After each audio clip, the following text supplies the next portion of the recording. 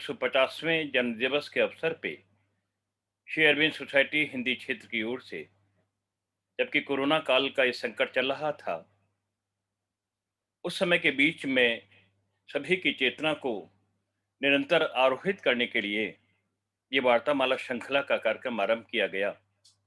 और आज इस वार्तामाला श्रृंखला का 21वां पुष्प हम माँ और श्री अरविंद के चरणों में अर्पित कर रहे हैं। हमारा आज की जो वार्ता है, आज की इस वार्ता के जो मुख्य वार्ताकार होंगे वो डॉक्टर सुरेश चंद्र त्यागी जी होंगे। इससे पूर्व कि हम हमारे बीच में लगभग 50 श्रोतागण साधक गण आ चुके हैं। मैं उनका सबका हृदय से स्वागत करता हूं। श्री अरविंद सोसाइटी हिंदी क्षेत्रीय समिति और सैफिक की ओर से ये कार्यक्रम आरंभ हुआ है। और इससे पूर्व कि हम हमारे आज के मुख्य वार्ताकार डॉक्टर त्यागी जी को सुने, मैं सबसे पहले मोनिका जी को आह्वान करूंगा कि आइए हम सब मिलकर के इस ध्यान संगीत पर मात्र ध्यान के द्वारा अपनी चेतना का उन्नयन करें, अपने आप को एकाग्र करें और एक उच्च चेतना में स्थापित होकर के इस कार्यक्रम में एक श्रोता के रूप में भाग लें। तो मैं आमंत्रित कर रहा हूं माननीय मोनिका जी को ध्यान संगीत के लिए।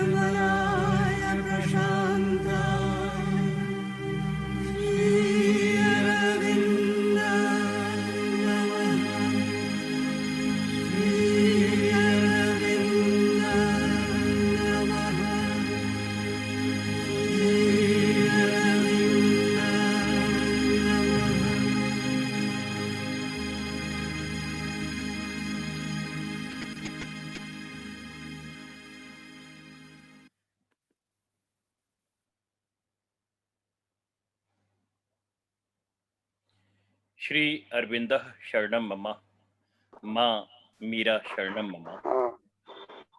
मात्र ध्यान के बाद में ये जो वार्तामाला श्रृंखला है, इसमें पारंपरिक रूप से हम प्रार्थना की प्रस्तुति करते हैं।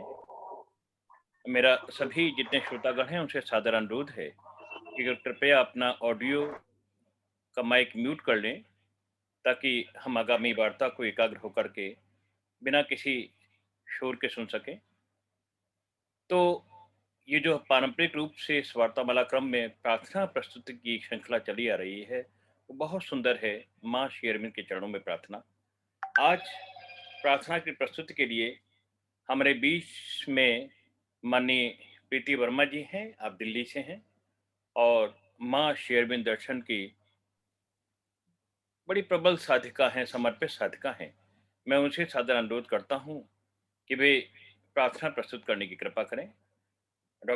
माननीय प्रीति वर्मा जी। नमस्कार। जय श्री। ध्यान और प्रार्थना की ये पंक्तियां हैं 1 जनवरी 1914 की।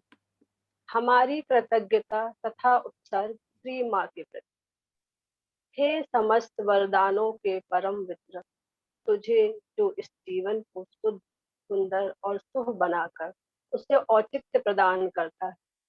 तुझे, हे हमारी नियति के स्वामी, हमारी अभीप्साओं के लक्ष्य, हम प्रगाढ़ भक्ति और असीम कृतज्ञता के साथ तेरी हितकारी भव्यताओं के आगे प्रणत है।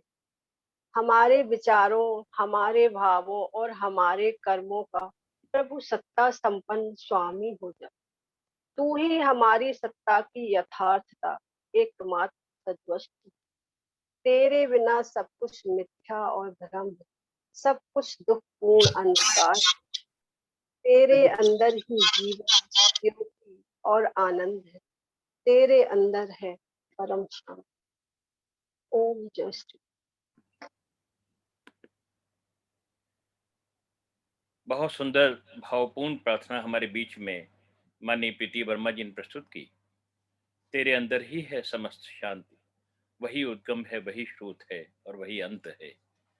पूर्णता का प्रयास हमारा होना चाहिए। आइए हम ये जो आध्यात्म के संवाद हैं, इस वार्तामाला क्रम की ओर चलें। इससे पूर्व कि हम इस वार्तामाला क्रम को आरंभ करें, आपको सूचित करना चाहूँगा कि निरंतर ही अब तक जितने 20 संवाद हो चुके हैं, यूट्यूब के अंदर वो सभी उपलब्ध हैं और जो भी उनको देखना चाहें, वो यूट्यूब के अंदर जब हिंदी जोनल कमेटी सर्च में डालेंगे, तो वो खुल जाएगा और उसके बाद में हिंदी जोनल का पेज सब्सक्राइब करके और वहाँ पर आपको सभी जो 20 वार्ताएं अब तक की हुई हैं, वो यूट्यूब चैनल पे देखने को मिल सकती हैं। इसके साथ-साथ मैं ये भी बता दूँ कि इन सभी वार्ताओं का समानांतर प्रसारण फ़ेसबुक के अंदर भी होता है, आज की वार्ता का भी प्रसारण हो रहा है। हमारे जो साथी फ़ेसबुक से जुड़े हुए हैं, वे फ़ेसबुक में इस वार्ता को देख सकते हैं। हमारे बीच में इस समय लगभग 64 साधक शुद्धि श्रोता उपस्थित हैं, मैं उनका स्वागत करता हूँ। श्री अरविंद के 150वें जन्मोत्सव के अवसर पे जैसा कि मैंने कहा कि ये जो यज्ञ है, इसमें आज 21वीं आहुति हम देने जा रहे हैं और ये प्रयास सैफिक और श्री अरविंद सोसाइटी हिंदी क्षेत्र की ओर से हुआ। माननीय मनोज जी, जो कि वाइस चेयरमैन हैं श्री अरविंद सोसाइटी हिंदी क्षेत्र के, उनकी बहुत बड़ी भूमिका होती है निरंतर स्तरीय वार्ताएं आयोजित करने में, क्योंकि जब हम किसी मंच से वार्ताओं का आयोजन करते हैं, तो उस मंच से जो कुछ भी प्रसारित होना चाहिए, वो माँ और शेरविंद ने जो पूर्णता का हमारे सामने आदर्श रखा है, उसके अनुरूप ही होना चाहिए। तो उसके लिए बड़ा प्रयास करना पड़ता है और जैसा कि कहा वो है शेर कि मैं अकेला ही चला था जानिबे मंजिल, मगर लोग साथ आते गए और काफिला बनता गया। तो एक बहुत सोने में सुहागा ये हुआ कि पिछले कुछ समय से शेरविंद आश्रम दिल्ली हमारे साथ जुड़ गया है और 1 सप्ताह उनकी बहुत उच्च स्तरीय वार्ताएँ प्रसारित होती हैं और 1 सप्ताह के बाद यानी हर 15 दिन बाद में फिर ये जो सैफिक और शेरविन सोसाइटी हिंदी क्षेत्र है, इनकी ये वार्तामाला श्रृंखला आध्यात्म के संवाद प्रसारित होती है। तो ये सुखद संयोग है कि माँ और शेरविन के चरणों में नत जितने भी हम साधक श्रोता वो हैं, सब एक साथ इस कोरोना काल में सुन पा रहे हैं और टेक्नोलॉजी की कृपा है, जो प्रभु का वरदान है। हमारे बीच में आज के जो मुख्य वक्ता हैं, वो डॉक्टर सुरेश चंद त्यागी जी हैं। आपका नाम किसी परिचय का मोहताज नहीं है और अभी लगभग 10 मिनट पूर्व वो पधार चुके थे। मैंने उनसे आग्रह किया कि वो प्रतीक्षा कर सकते हैं 10 मिनट की। बहुत लंबे समय से मैं ये कह सकता हूँ कि माँ श्री अरविंद से जुड़ा हुआ शायद ही कोई ऐसा साधक होगा, जिसने डॉक्टर सुरेश चंद त्यागी जी का नाम ना सुना हो।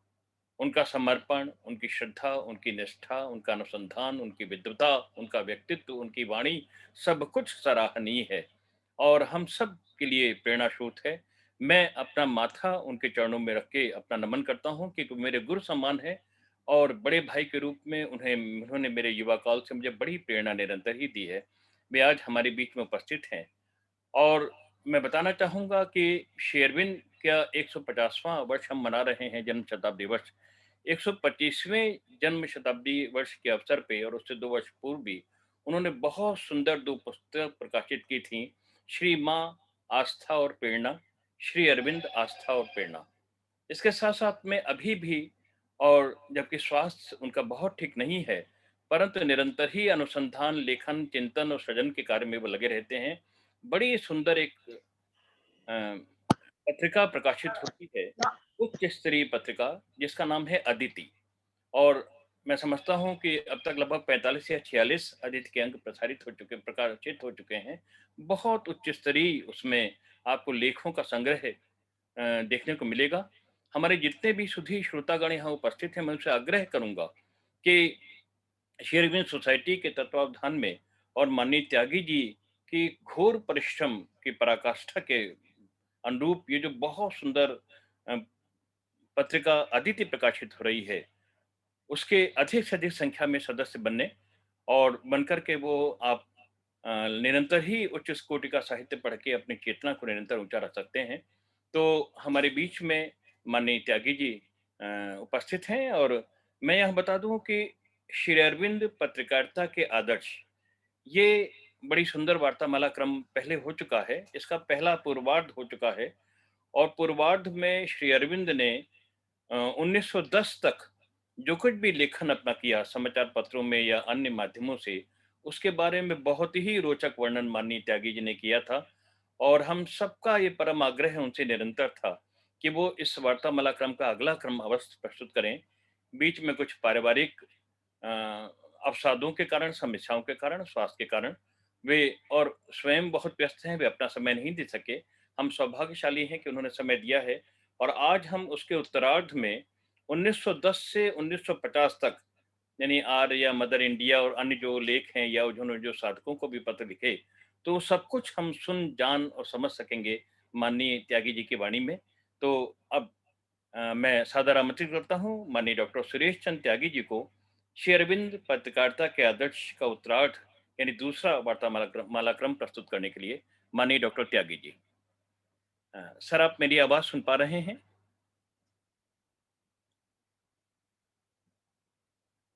डॉक्टर त्यागी जी, आप मेरी आवाज सुन पा रहे हैं? हाँ, सुन रहा हूँ। सर आप, सर सादर आमंत्रित हैं। आप सर दिखाई पड़ रहे हैं, बहुत सुंदर सुनाई पड़ रहे हैं सर। मैं शुरू करूं? जी सर, कृपया आरंभ करें सर।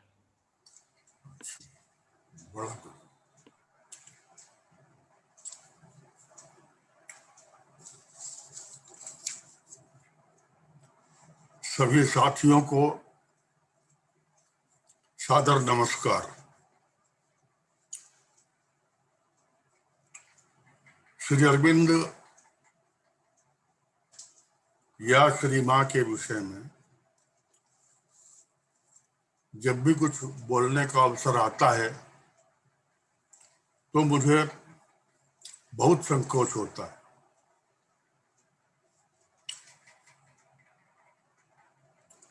एक दफा श्री माँ ने कहा था कि 10 मिनट बोलने के लिए 10 दिन का मौन चाहिए। मुझे शायद 1 घंटा मिलेगा तो मुझे तो बहुत लंबे मौन की आवश्यकता होनी चाहिए, लेकिन मेरी वह मौन साधना तो नहीं हुई है। सुनने के लिए भी मौन चाहिए। हमें आशा है कि हम आज की वार्ता के द्वारा एक अनछुआ पक्ष श्री अरविंद का उसे समझ सकेंगे। वार्ता से पहले मैं 2 बातें अवश्य कहना चाहूंगा जो मुझे महत्वपूर्ण लगती है। इन दिनों अप्रत्यक्ष या परोक्ष वार्ताओं का बहुत क्रम चल रहा है। बड़े आयोजन हो रहे हैं अलग अलग प्लेटफॉर्म से। हम लोग जो श्री अरविंद सोसाइटी से जुड़े हुए हैं, या यूं कहना चाहिए कि श्री अरविंद और माँ से जुड़े हुए हैं, उनके लिए मैं दो बातें कहना चाहता हूँ। एक तो ये कि जब हम अपनी वार्ताओं में श्री अरविंद और श्री मां से संबंधित किसी घटना का उल्लेख करें या कि उनकी विचारधारा से संबंधित कोई विचार प्रस्तुत करें तो अच्छी तरह उसकी प्रामाणिकता को जांच लें। हम जो कह रहे हैं वो प्रामाणिक है या नहीं है। अब आप प्रश्न कर सकते हैं कि प्रामाणिकता को जांचेंगे कैसे। मेरे विचार से श्री अरविंद ने जो कहा है अपने विषय में वो प्रामाणिक है। उसकी प्रामाणिकता के विषय में हमें निश्चिंत रहना चाहिए।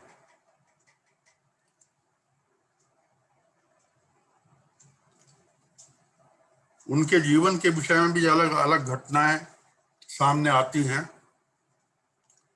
लेकिन उन्होंने जो कहा है अपने विषय में वो प्रामाणिक है।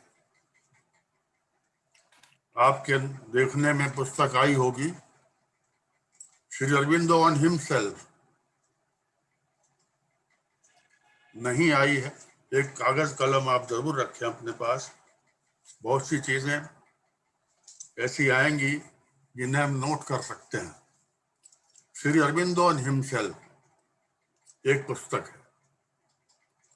इस पुस्तक में श्री अरविंद के विषय में है, क्योंकि ऑन हिमसेल्फ उसका शीर्षक ही है।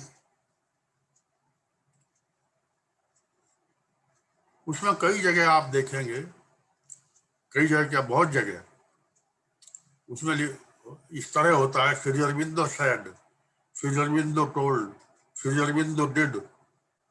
श्री अरविंद अपने विषय में लिख रहे हैं और उसमें लिख रहे हैं Shri Aurobindo said it, Shri Aurobindo did it. ये क्यों? इसे समझिए।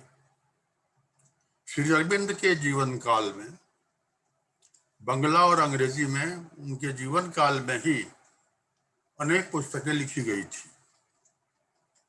वे पुस्तकें जब रिव्यू के लिए श्री अरविंद के पास आई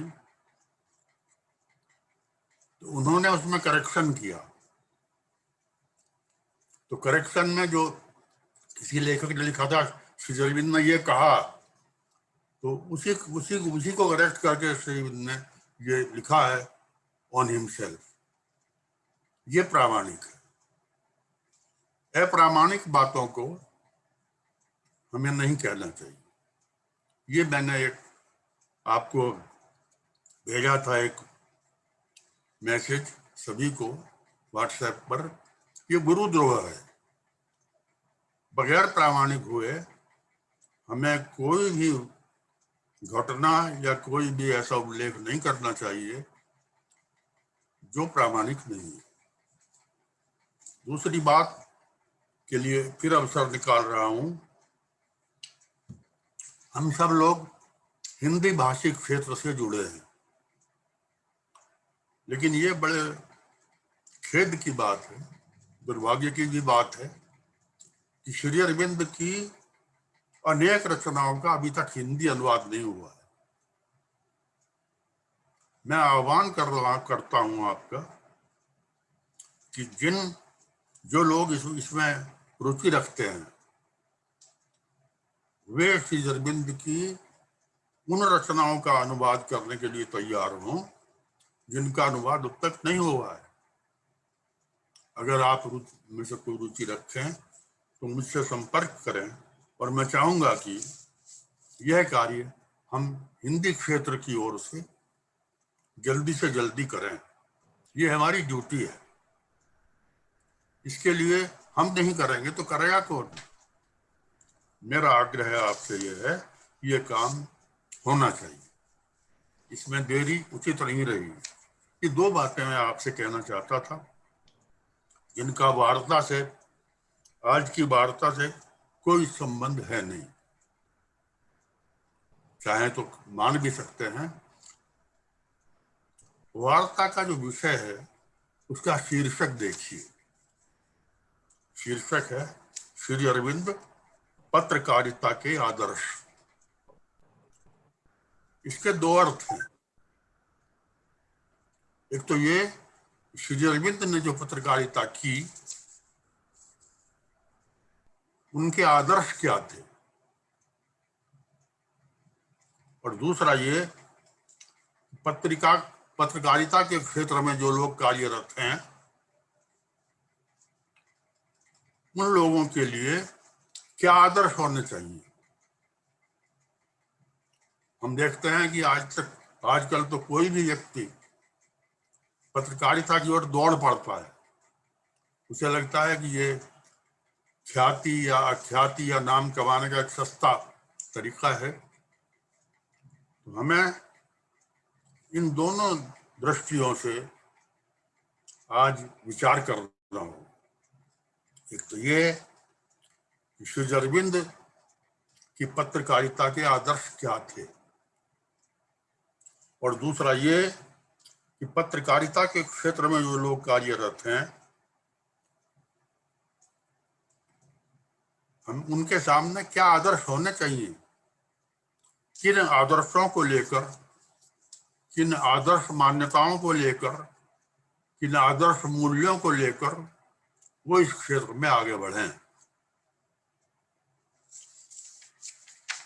पिछली वार्ता में हमने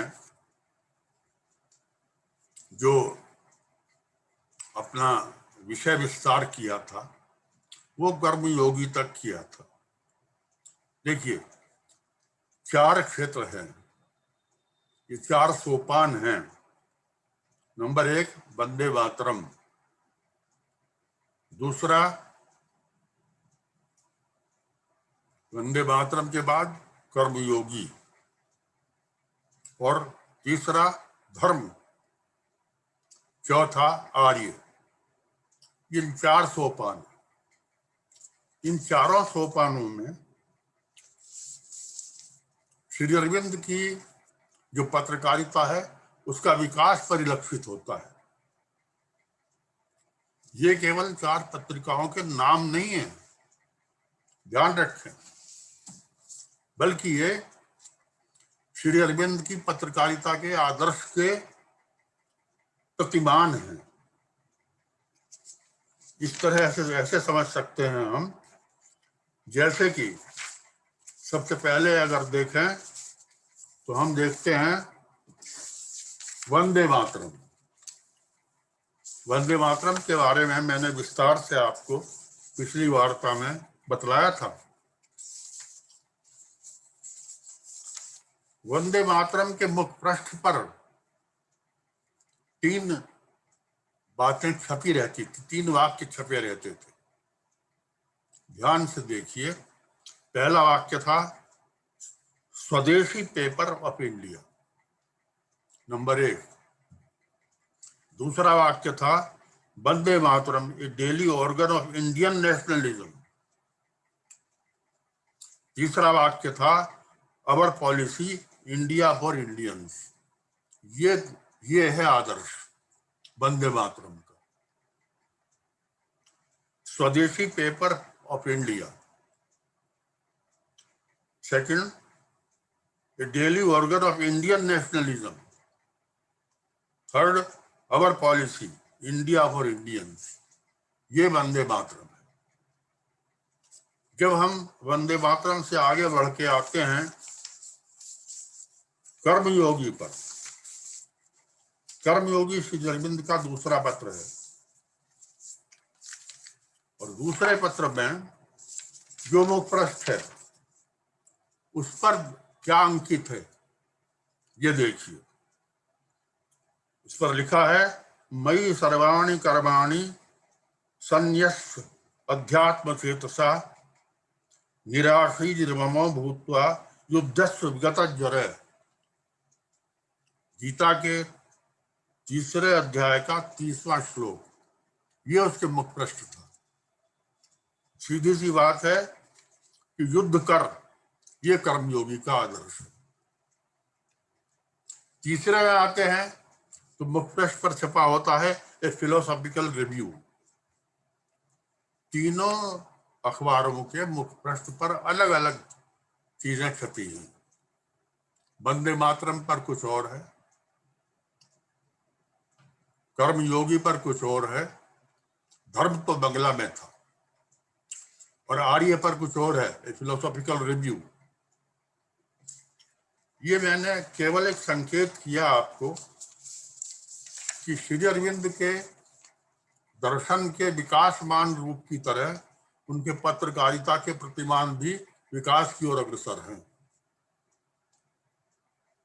वंदे मातरम में कुछ और है, उसकी अगली स्टेज, अगला सोपान है कर्मयोगी, और उससे अगला सोपान है आर्य।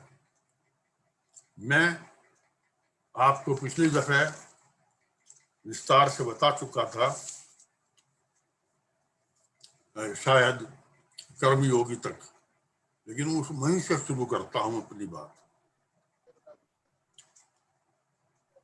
5 मई 1909 को श्री अरविंद का 1 वर्ष का जेल जीवन पूरा हुआ।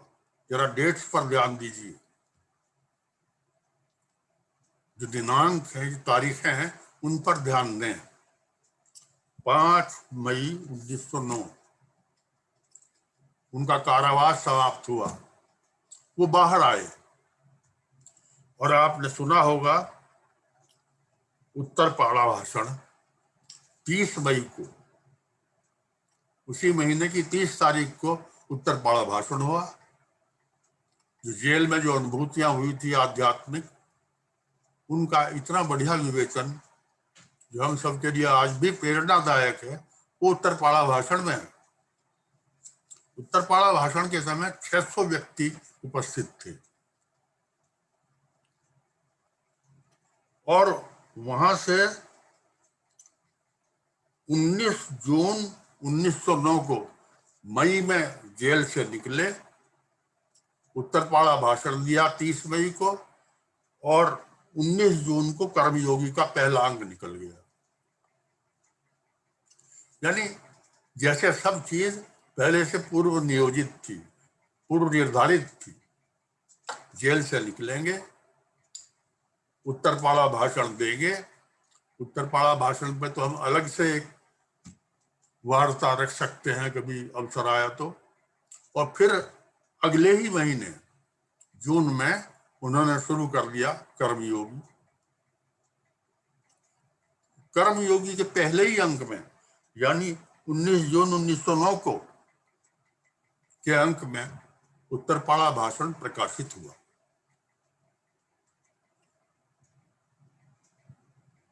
और फिर इस पर लिखा हुआ था, कर्मयोगी के मुख्य पृष्ठ पर ये छपा रहता था, जो मैंने गीता का आपको श्लोक सुनाया, और छपा रहता था a weekly review of national religion, literature, science, philosophy etcetera. वो जो वंदे मातरम का एक चिंतन धारा थी, उससे व्यापक होती है ये।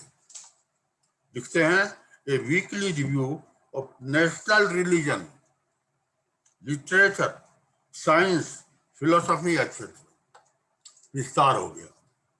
विस्तार कहां तक हुआ? Religion, literature, science and philosophy इत्यादि। ये है कर्मयोगी। आप लोगों ने, मैं तो आपको बार बार ये कह रहा हूं कि क्योंकि मैं जानता हूं केंद्रों में ये सारी सुविधाएं उपलब्ध नहीं है। एक छोटी सी पुस्तक एक जमाने में छपी थी, Karmayoga, ideal of Karmayogini, ideal of the Karmayogini, कर्मयोगी का आदर्श। ध्यान दीजिए, यहाँ कर्मयोगी का मतलब ये नहीं है कि कर्म योग करने वाला व्यक्ति, ये नहीं। कर्मयोगी का अर्थ है ये पत्र जो सीधे में निकाल रहे हैं, इसका आदर्श क्या है?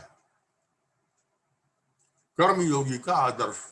पहले ही अंक में ये लेख छपा। अब तो हमारे पास सीमित समय है, लेकिन मैं आपसे आग्रह करूंगा ये नोट कर लें।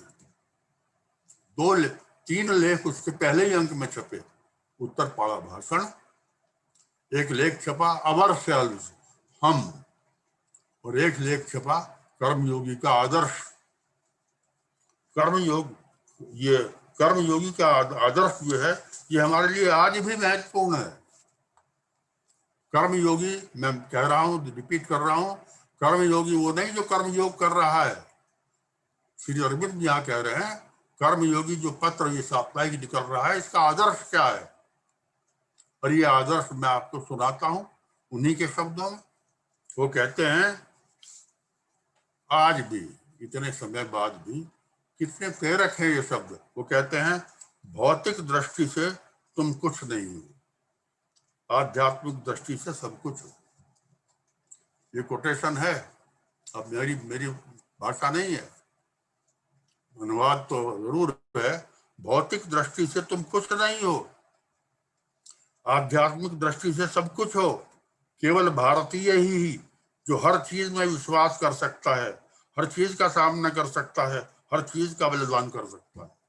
भारतीय ही है जो हर चीज में विश्वास कर सकता है, हर चीज का सामना कर सकता है, हर चीज का बलिदान कर सकता है। इसलिए सर्वप्रथम भारतीय बनो। 1909 में कह रहे हैं सर्वप्रथम भारतीय बनो, अपने पूर्वजों की विरासत को पुनः प्राप्त करो। और आप जरा ध्यान से सुनिए, पुनः प्राप्त करो आर्य चिंतन, आर्य अनुशासन, आर्य चरित्र, आर्य जीवन, वेदांत, गीता, योग को पुनः प्राप्त करो। इनको पुनः प्राप्त करो, केवल बुद्धि और भाव में नहीं बल्कि जीवन में।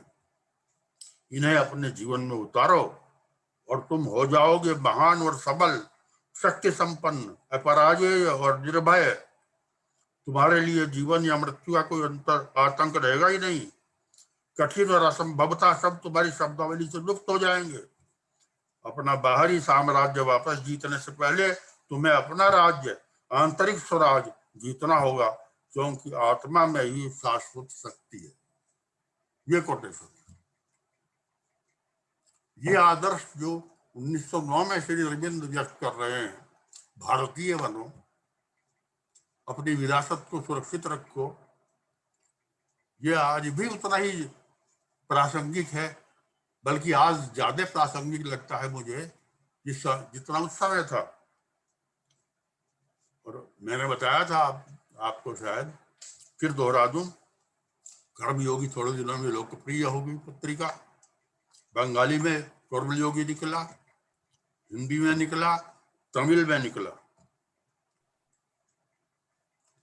मैंने शायद बताया था पिछले दफे, पंडित सुंदरलाल जी थे, इन्होंने एक किताब लिखी थी, बहुतों को याद होगी, भारत में अंग्रेजी राज, बैन हो गई थी।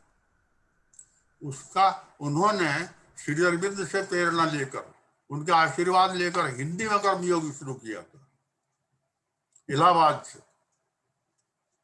मैंने खोज भी की कि कहीं उसकी प्रति मिल जाए।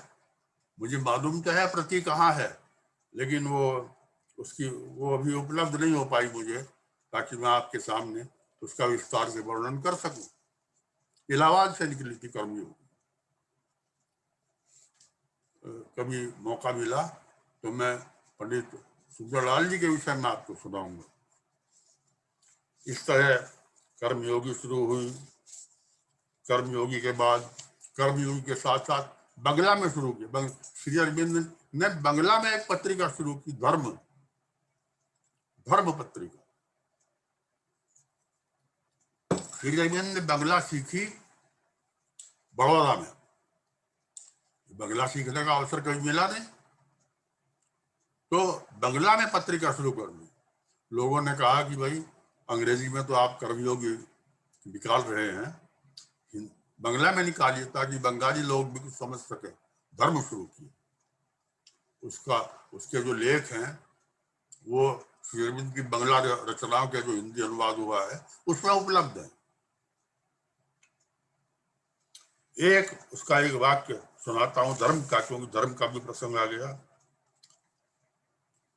बंगला में लिखते हैं, हिंदी अनुवाद में कि मैंने बोल रहा हूं, विदेशी शासन से पूर्ण मुक्ति है बाह्य स्वाधीनता, प्रजातंत्र है आंतरिक स्वाधीनता का चरम विकास। जब तक दूसरे का शासन राज्य रहता है तब तक किसी राष्ट्र को स्वराज्य प्राप्त स्वाधीन राष्ट्र नहीं बन सकता। हम चाहते हैं पूर्ण स्वाधीनता, विदेशी आदेश और बंधन से पूर्ण मुक्ति और अपने घर में प्रजा का पूर्ण आधिपत्य, यही हमारा राजनीतिक लक्ष्य। ये बंगला में लिखा, अंग्रेजी में कर्मयोगी और बंगला में धर्म के माध्यम से ये आदर्श जो जो राष्ट्रीयता और स्वाधीनता का था, ये श्री अरविंद ने प्रस्तुत किया। खैर, ये लंबी कहानी मैं छोड़ूंगा क्योंकि मुझे आगे चलना है। अब देखिए, नई कहानी शुरू होती है आर्य की।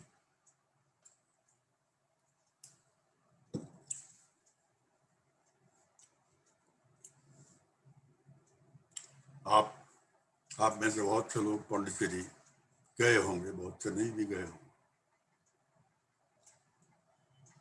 29 मार्च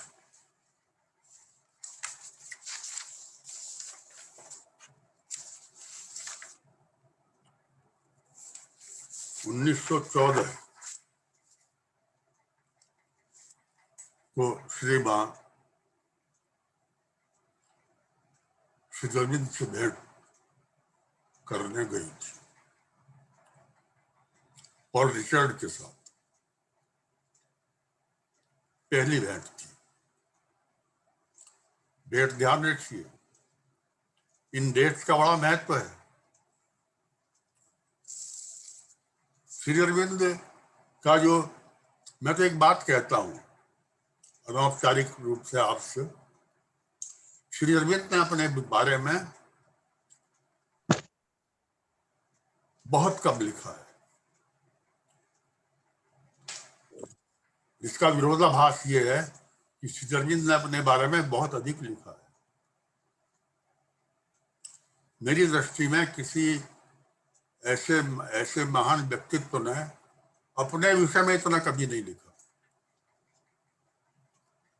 अगर ये जानना हो तो आपको पढ़ना होगा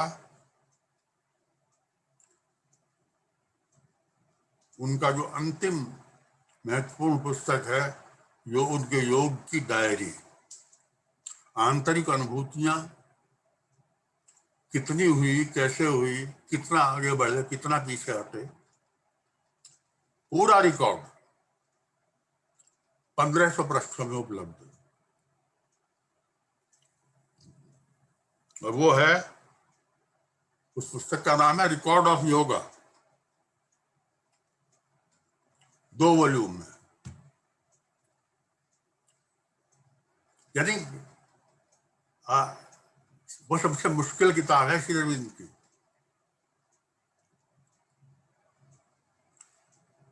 यानी मैं यहां तक कह सकता हूं कि वो सावित्री और लाइफ डिवाइन से भी कठिन है,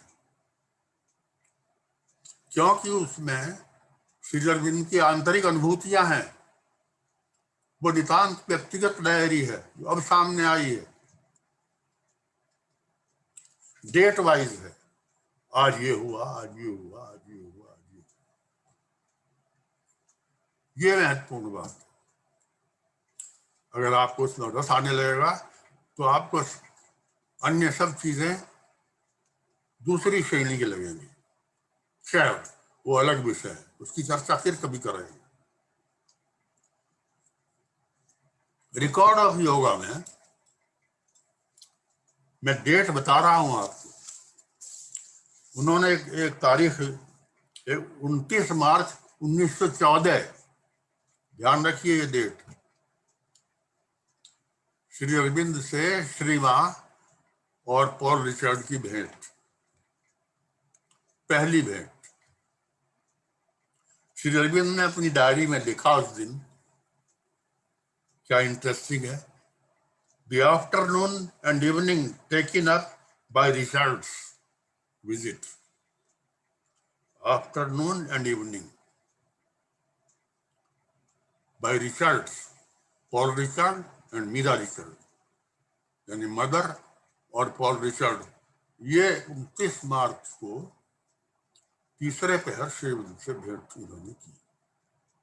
ये प्रामाणिक है। आगे लिखते हैं, भारतीय ट्रांसलेशन, भारती सुब्रमण्यम भारती भी उसी दिन मिले, डायरी में लिख रहे हैं। और फिर लिखते हैं, उसी दिन मैंने ऋग्वेद का भी ट्रांसलेशन किया और भारती ने अपने फ्रेश यौगिक एक्सपीरियंसेस बतलाए और बताया, this time the voice of God and miraculous cure. Subramaniam Bharati से जो संवाद हुआ उस डेट में वो लिखा है। ये है 29 मार्च 1914।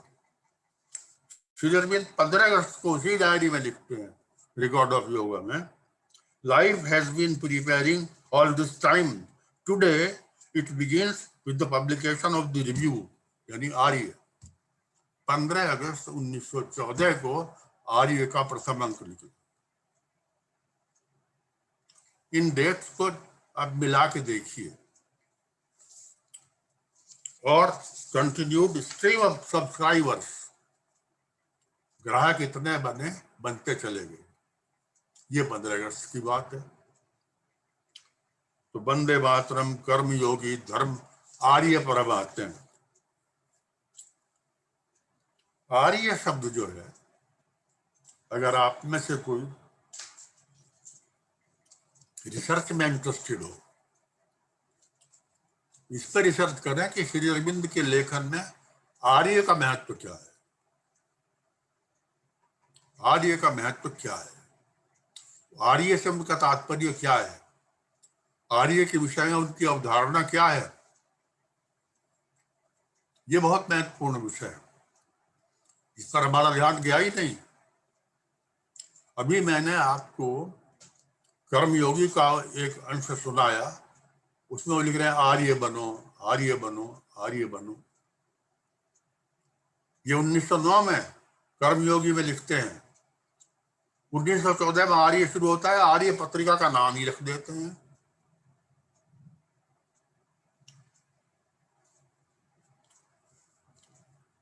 आर्य के बारे में क्या सोचते हैं श्री अरविंद, ये मैं बताऊंगा तो बहुत लंबी बात हो जाएगी, लेकिन एक कोटेशन जगह जगह बिखरा पड़ा है। आर्य के विषय में उनका चिंतन बहुत दूर तक बिखरा पड़ा है। एक बात तो पढ़ता हूं केवल, आर्य वह है, ध्यान से सुने, उनकी वाणी है, इन्वर्टेड कॉमास में, आर्य वह है जो प्रयास करता है, आर्य वह है जो मानवीय विकास में आने वाली समस्त अंतर्बाह्य बाधाओं को जीत लेता है, आर्य वह है जिसकी प्रकृति का पहला नियम है आत्म विजय। वह पार्थिवता एवं शरीर पर विजय प्राप्त कर लेता है तथा साधारण मनुष्यों की तरह निरुत्साह, अकर्मण्यता, निर्जीव दिनचर्या, तामसिक सेवाओं में रहना स्वीकार नहीं करता। वो है आर्य। वो जीवन और उसकी ऊर्जाओं को जीत लेता है, उसकी क्षुधाओं एवं लालसाओं द्वारा शासित होना या उनकी राजसिक प्रवृत्तियों का दास होना अस्वीकार कर देता है। वो मन और उसकी आदतों पर विजयी होता है। वो अज्ञानता, वंशागत पूर्वाग्रहों, रूढ़िगत विचारों, सुखद सम्मतियों के आवरण में नहीं जीता। वो हर वस्तु में सत्य की खोज करता है, हर वस्तु में औचित्य, हर वस्तु में ऊंचाई एवं स्वतंत्रता का अन्वेषण करता है। वो है आर्य। ये श्री अरविंद की वाणी है। आर्य उनके भीतर मानो हिलोरे ले रहा था, भारत को आर्य बनाना।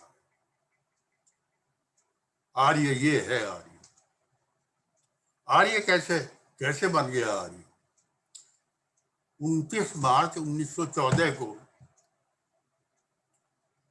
श्री माँ और पॉल रिचर्ड की भेंट हुई श्री अरविंद से, और 15 अगस्त 1914 को आर्य का प्रथम अंक निकल गया। एक पत्र निकालने के लिए जैसे पहले से तैयारी थी। श्री अरविंद जब आप गहराई में जाएंगे, माँ ने पेरिस में रहते हुए पंडित वहां फ्रांस में एक संस्था की स्थापना की थी जिसका नाम था आइडिया, IDEA। इसे भी नोट कीजिए। मदर की एक पुस्तक है tales of all times, words of long ago. उसमें आइडिया में, उस संस्था में मदर ने जो टॉक्स दी थी वे हैं। जब मदर आ गई पौंडीचेरी 14 में, फर्स्ट विजिट आ गई, तो वहां उन्होंने एक संस्था स्थापित की श्री अरविंद के साथ मिलके। उसका नाम रखा न्यू आइडिया। वहां आइडिया था फ्रांस में, यहां हुआ न्यू आइडिया। तो जून में ये तय हुआ कि देखो भाई, हमें एक अखबार निकालना है। और रिचर्ड से बात हुई, मदर से बात हुई, एक अखबार, एक पत्रिका निकालने का विचार बना, और तय हुआ कि पत्रिका का नाम रखेंगे न्यू आइडिया। श्री अरविंद ने कहा कि नहीं, पत्रिका का नाम होगा आर्य। इस तरह आर्य की नींव पड़ी। आर्य के प्रसंग में जब मैं बात कर रहा था तो एक बड़ी इंटरेस्टिंग बात मुझे एक जगह पढ़ने को मिली।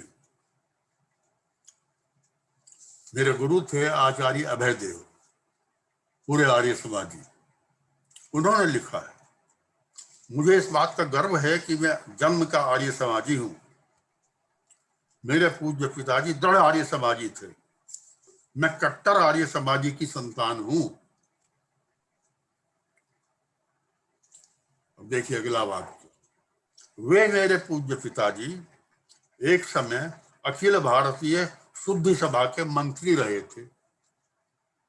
वे गौरव के साथ सुनाया करते थे कि 1905 में काशी की कांग्रेस के अवसर पे उन्होंने श्री अरविंद घोष को शुद्धि सभा का सभासद बनाया था। उनके हस्ताक्षर अपने रजिस्टर में कराए थे। कईयों को ये विचित्र लगेगा कि अरविंद घोष जैसे राष्ट्रीय नेता शुद्धि सभा का सदस्य बने, पर श्री अरविंद के लिए कुछ भी विचित्र नहीं था। ये जो आर्य और आर्य समाज, और आपको बताता चलूं कि श्री अरविंद ने महर्षि दयानंद पर 2 लेख लिखे थे, वैदिक मैगजीन लाहौर से छपे थे। वो उपलब्ध है, उनका हिंदी अनुवाद भी उपलब्ध है। तो न्यू आइडिया पीछे रह गया, आर्य सामने आ गया। आर्य निकालेंगे। अब देखो, आर्य का पहला अंक निकला। अब ये तय हुआ अंक कब निकालें। जून में तो चर्चा हुई, अंक कब निकालें। तय हुआ कि श्री अरविंद के जन्मदिन पर यानी 15 अगस्त को ये अंक निकालेंगे। इसमें उन्होंने बता दिया कि ये अंक, उसके पहले ही अंक में उसके पूरे नियम, कैसे कैसे अंक निकलेगा, क्या उसमें होगा, क्या नहीं होगा, सब चीजें थी। ये 15 अगस्त 1914 को पहला अंक निकला। वो बड़ा विस्तार है, मैं उसमें नहीं जाना चाहता। आर्य अंग्रेजी में निकलता था, और आपको नई बात ये लगेगी, फ्रेंच में भी निकलता था। आर्य के मुख्य पृष्ठ पर 3 संपादकों के नाम थे, Shri Arvind Ghosh, Mira and Paul Richard. Mira Richard यानी मदर, ये देखिए ये उसका पहला मुख पृष्ठ है, पहले अंक का ये मुख पृष्ठ है, इस पे है छपा हुआ। एडिटर्स कौन है? Shri Arvind Ghosh, Paul Richard and Mira Richard, 3 संपादक। तय था कि आर्य में 64 पेज होंगे। 64 पेज में से 50 पेज लिखते थे श्री अरविंद,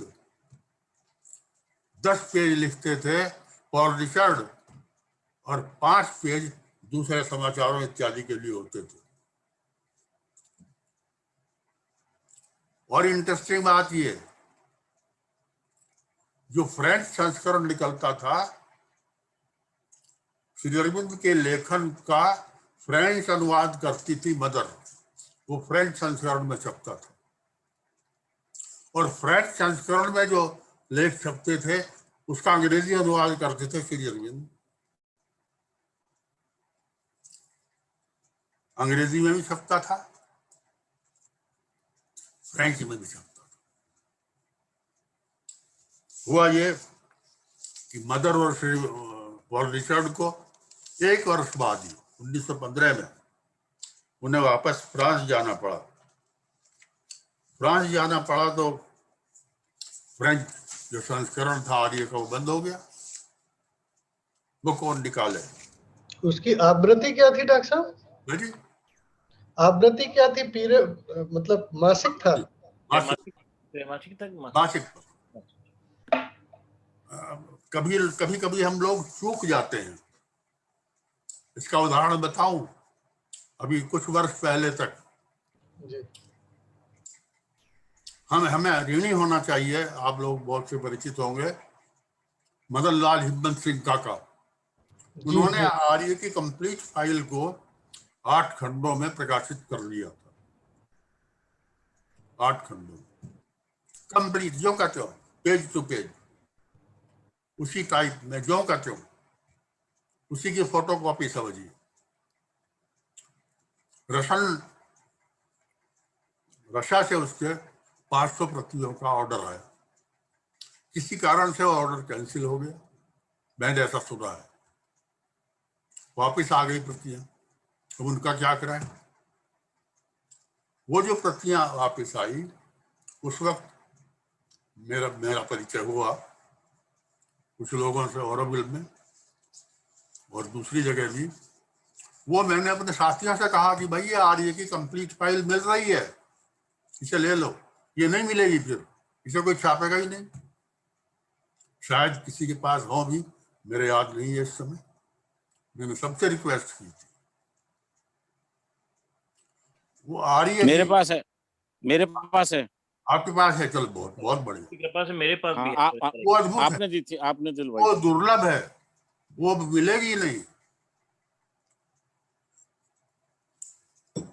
ये ऐसी चीजें हैं जो बार बार नहीं होती। आर्य में, आर्य का उद्देश्य पहले ही अंक में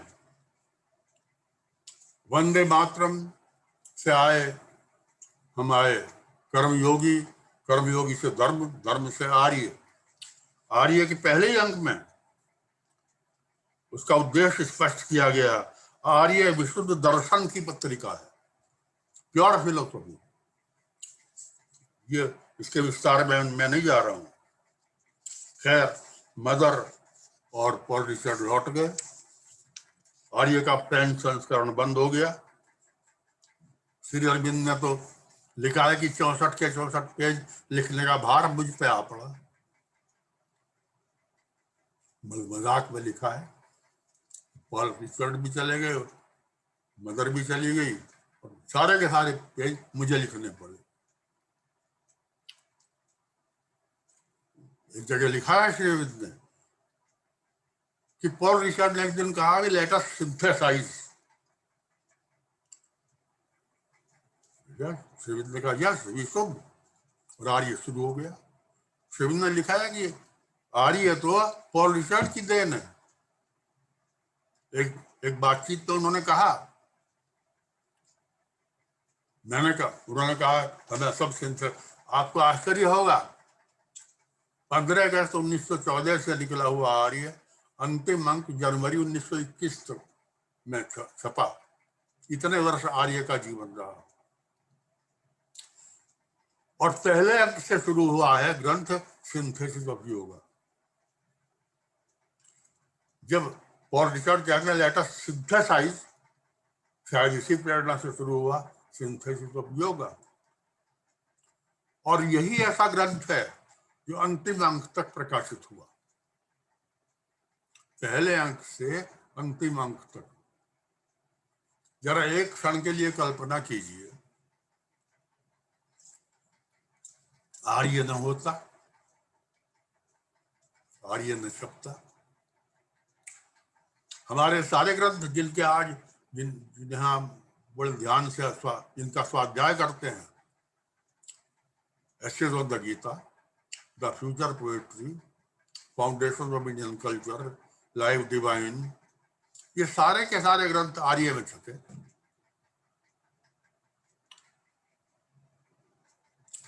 जिनके पास आर्य की वो फाइल है, वो उसे कलेज से लगा के रखें। एक बड़ी इंटरेस्टिंग बात आपको सुझा रहा हूं, अगर कोई कर सके, जो आर्य में लेख छपे हैं और फिर वो पुस्तक के रूप में सामने आए, वो ज्यों के त्यों नहीं है। अगर कोई रिसर्चर इस पे काम करे तो देखिए, श्री अरविंद बहुत मतलब हाईएस्ट क्वालिटी के लेखक थे, लेकिन एक बहुत बड़ी विशेषता श्री अरविंद में ये थी कि वो अपनी रचनाओं को संशोधन करते थे। उन्हें संशोधन की जरूरत क्या थी, लेकिन करते थे। मैं सुझा रहा था अगर कोई कर सके हमारे बुद्धिजीवियों में, आर्य में प्रकाशित लेख और पुस्तक के रूप में आए हुए लेखों की कंपैरेटिव स्टडी करे कि इसमें क्या अंतर है, श्री अरविंद ने उसमें क्या अंतर कर दिया। मैं विस्तार में ज्यादा चला जाऊंगा तो फिर अनिल जी कहेंगे तो समय सारा ही ले लिया। आर्य वस्तुतः है श्री अरविंद की रचनाओं के धारावाहिक प्रकाशन का नाम है, इसलिए आर्य का महत्व है। आर्य बंद हो गया किसी आर्थिक कठिनाई के कारण नहीं। क्या बढ़िया बात है, जरा ध्यान से सुनिए। किसी ने पूछा श्री अरविंद से, क्या आर्थिक कठिनाई के कारण आर्य बंद हुआ? बहुत हम लोगों के लिए महत्वपूर्ण चीज है। श्री अरविंद ने उत्तर दिया, आर्य वास्तव में आर्थिक दृष्टि से सफल पत्र था। सारे खर्चों के बाद भी बहुत अधिक बचत हो जाती थी। और उन्होंने कहा, मैंने आर्य में बहुत कुछ व्यक्त कर दिया है, इससे अधिक के लिए अभी मानव जाति तैयार नहीं है। ध्यान दीजिए क्या कह रहे हैं श्री अरविंद। मैंने आर्य में स्वयं को बहुत अधिक व्यक्त कर दिया है, इससे अधिक के लिए अभी मानव जाति तैयार नहीं है। अब वो मानव जाति जिसकी तैयारी के लिए श्री अरविंद कह रहे हैं, उसके लिए क्या लिखते वो? तो यही पल्ले नहीं पड़ रहा इस मानव जाति के। वो कैसा होता? खैर, वो अनुमान का विषय है। लेकिन इंटरेस्टिंग बात इसे भी सुन लीजिए। श्री अरविंद ने कहा, किसी ने पूछा उनसे, आपके दर्शन को हम क्या नाम दें? श्री अरविंद, मैं सभी लोगों से आग्रह करता हूं, इसे अनौपचारिक औपचारिक कुछ भी मान लीजिए, श्री अरविंद के सामने कोई भी विशेषण लगाएं वो छोटा है। महान दार्शनिक कहें, महायोगी कहें, महर्षि कहें, महाकवि कहें, कोई जरूरत नहीं है, श्री काफी है। जो उन्होंने स्वयं श्री अरविंद लिख दिया तो लिख दिया। किसी ने पूछा कि आपके दर्शन को हम क्या नाम दें, क्या कहें इस फिलॉसफी को, द्वैत कहें, अद्वैत कहें, कौन कौन सा क्या कहें? श्री अरविंद ने कहा, दुर्भाग्यवश सारा दर्शन मानसिक होता है, बौद्धिक होता है, जबकि अति मानस मानसिक नहीं है। इसलिए इसको पूरी तरह व्यक्त करना संभव नहीं है, क्योंकि मन ये नहीं कर सकता। लेकिन फिर शिष्य तो बहुत पूछने वाला था। उसने कहा, आपने तो आर्य में दर्शन लिखा है फिलोसॉफिकल रिव्यू। यहां श्री अरविंद कहते हैं, आर्य तो रिचर्ड के कारण लिखा गया था। इसे शुरू करने के बाद रिचर्ड चले गए और 64 के 64 पृष्ठ भरने के लिए मुझे अकेला छोड़ गए। दिव्य जीवन दर्शन नहीं है, जरा ध्यान दें। दिव्य जीवन,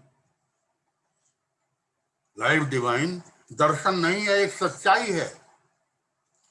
उसमें वो नहीं निहित है जो मैंने अनुभव किया है और देखा है। मैं सोचता हूं बहुत से लोग इसे दर्शन कहने में आपत्ति करेंगे। निसंदेह आर्य में सब दार्शनिक पद्धतियों के तत्व हैं, लेकिन अगर संपूर्ण आर्यों को मिटा भी दिया जाए तो ये कभी लिखा ही नहीं जाता, तब भी अतिमानस रहेगा। अतिमानस दर्शनबद्ध करने के लिए नहीं है, ये है जीवन में उतारने के लिए। ये श्री अरविंद की वाणी है। मैंने संक्षेप में आर्य के बारे में आपको बताया। मैं समय से इसका संदर्भ बता दें डॉक्टर। हैं? इसका जो अभी वाक्य पढ़ा है, इसका संदर्भ बता दें। इसका संदर्भ है टॉक्स इवनिंग टॉक्स में पेज 226। इवनिंग टॉक्स से भी पुरानी। जी थैंक यू। फिर देखिए कितना समय है भाई अनिल जी?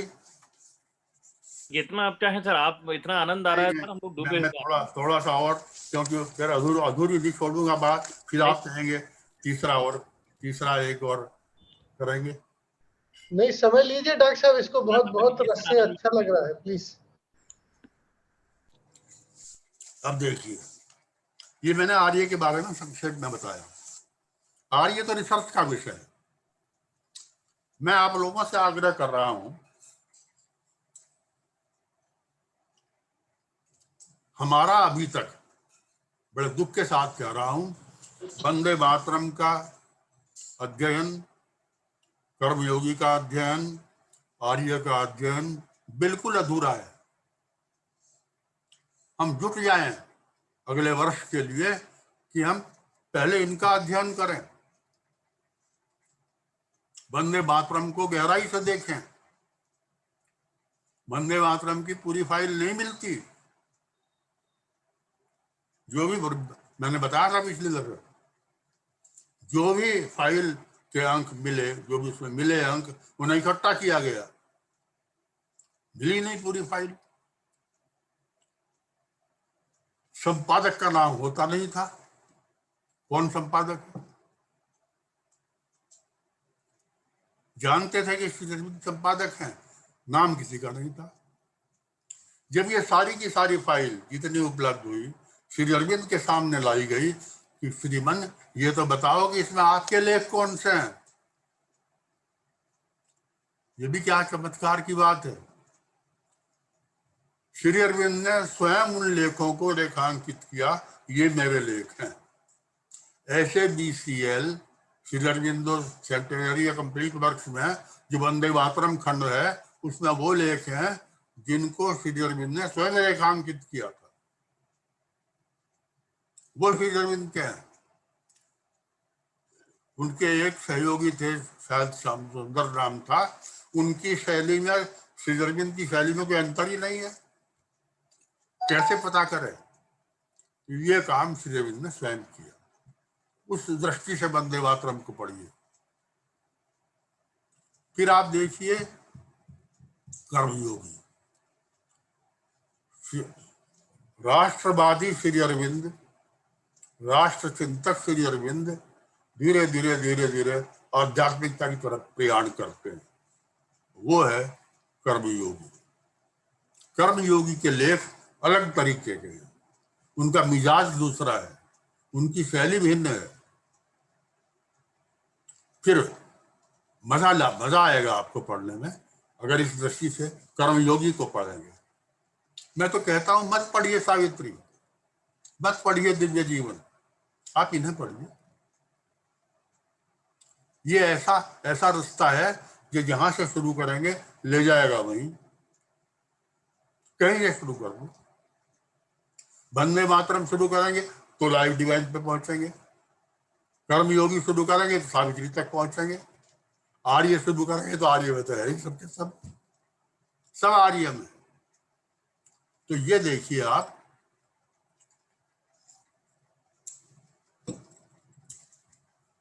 में से, मैं तो क्योंकि मेरी रुचि उधर रहती है, मैं तो कहता हूं रिसर्च करो इस पे, आर्य पर रिसर्च करो, आर्य पर रिसर्च करो। आर्य को आपने देखा था पूरा?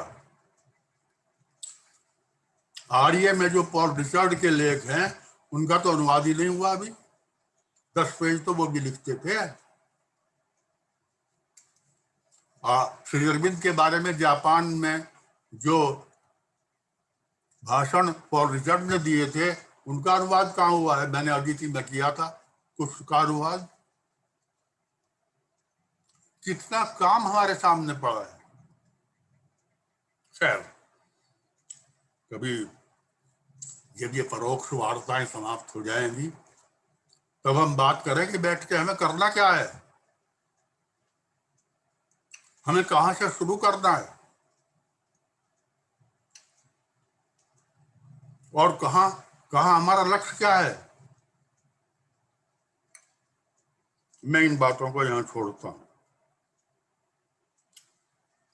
लेकिन पत्रकारिता का यह अध्याय, पत्रकारिता का यह प्रसंग समाप्त नहीं होगा, पूरा नहीं होगा अगर मदर इंडिया का जिक्र न करूं।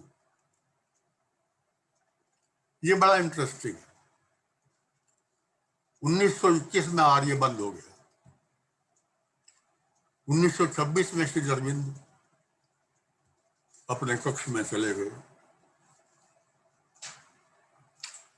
कभी कभी मित्रगण पूछते हैं कि हम पढ़ें क्या। श्री अरविंद के जीवन के विषय में कौन सी जीवनी पढ़ें, क्योंकि मैं पहले भी कहा था हिंदी में कोई प्रामाणिक जीवनी नहीं है श्री अरविंद की, न मदर की। यह हमारी कमी है, कोई नहीं है। अंग्रेजी में श्री अरविंद की का इतना विस्तार है, अगर आप जाएंगे विस्तार में, कभी आपको इच्छा हो पूछिए शुरू कहां से करें। सबसे अच्छी पुस्तक मैं बताता चलूं प्रसंगवश, क्योंकि वो इजीली अवेलेबल हो सकती है, वो है महायोगी। R.R. दिवाकर की पुस्तक है अंग्रेजी में, उसका हिंदी अनुवाद नहीं हुआ, भारतीय विद्या भवन से प्रकाशित है। R.R. दिवाकर, महायोगी नाम है, उसे देखिए, उसे पढ़िए। प्रामाणिक पुस्तक मैं उन जीवनियों के चक्कर में नहीं पड़ता, बहुत हैं उनके, बहुत अच्छे बुरे पक्ष हैं। एक जीवनी तो भारत में प्रतिबंधित है कोर्ट की तरफ से, हालांकि वो सबसे अच्छी जीवनी है, सबसे प्रामाणिक है। लेकिन मैं उस चक्कर में नहीं पड़ता, मैं बता नहीं कहता कुछ इसको, वहीं आ जाता हूँ। मदर इंडिया, पता नहीं आपने मदर इंडिया ये पत्रिका देखी है कि नहीं देखी, शायद देखी हो। देखो मैं भी अब उसी पुरानी पीढ़ी में आ गया हूँ। पुरानी पीढ़ी के हमारे अनेक मित्र इस मीटिंग में भी बैठे हैं। बहुत सी चीजें हमने देखी है, हमने अनुभव की है, लेकिन जो नई पीढ़ी हमारे सामने आ रही है उन्हें कौन बताएगा। हम कहेंगे नलिनीकांत गुप्त, हम कहेंगे A.B. पुराणी, हम कहेंगे चंपकलाल, हम कहेंगे N.P. पंडित, हम कुछ और बड़े बड़े साधकों का नाम लेंगे, वो कहेंगे ये कौन है। नेचुरल है, उन्हें क्या मालूम। हमारी पीढ़ी वो रही जो इनके संपर्क में रहे। मुझे तो स्वयं नलिनी और विनोद वरण राय और किस किस के नाम है, सबके दर्शनों का, सबसे मिलने का सौभाग्य मिला। तो वो जो ऑथेंटिक रूप से वो लिख रहे हैं, मुझे मालूम है कि उनमें क्या ऑथेंटिसिटी है। नई पीढ़ी को क्या पता है। ये ड्यूटी तो हमारी है, हम ये बताएं कि ये हैं, ये हैं, ये हैं, तभी तो पता चलेगा ये ऑथेंटिक है। अब हमें क्या पता, आज पता चलेगा। मदर इंडिया निकालने का आइडिया नवजात जी का था, बॉम्बे से। नवजात जी जो हमारी सेविंग सोसाइटी के पहले जनरल सेक्रेटरी थे, सोसाइटी से जुड़े हुए सभी लोग जानते हैं। वो उद्योगपति थे बॉम्बे के, उनका नाम था केशव देव पोद्दार। उनके मन में आया कि श्री अरविंद की वाणी का समाज में प्रचार प्रसार होना चाहिए। तो एक पाक्षिक के रूप में अंग्रेजी में मदर इंडिया निकली बॉम्बे से। और कब निकली? 1949 से। तब तो श्री अरविंद शरीर में थे। 1949 से मदर इंडिया का प्रकाशन बंबई से शुरू हुआ। वो ऐसी पत्रिका निकालना चाहते थे जिससे श्री अरविंद की चिंतन धारा समाज के बीच में पहुंचे। उन्हें साथ मिला के.डी. शेषना का। आप लोगों ने, नए लोगों ने शायद नाम न सुना हो, के.डी. शेषना, जिन्हें श्री अरविंद ने नाम दिया था अमल किरण। अगर श्री अरविंद का बिल्कुल सही क्रिटिसिज्म किसी को पढ़ना हो, के.डी. शेषना को पढ़िए। संस्मरण की दृष्टि से, चिंतन के विवेचन की दृष्टि से अद्भुत व्यक्तित्व। तो ये योजना नवजात जी ने, के.डी. शेषना ने मदर के सामने रखी। बड़ी इंटरेस्टिंग बात सुनिए।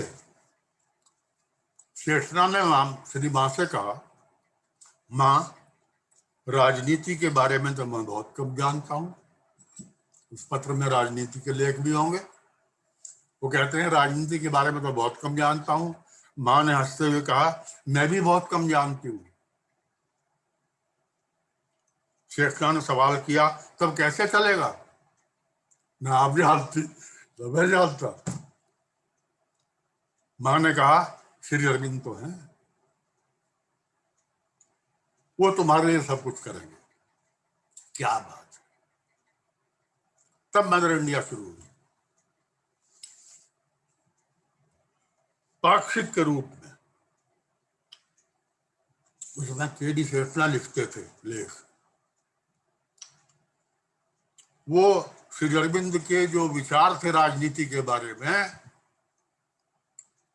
जो प्रचलित विचार थे उनसे अलग थी मदर इंडिया की विचारधारा, थ्रू केडी शेषना।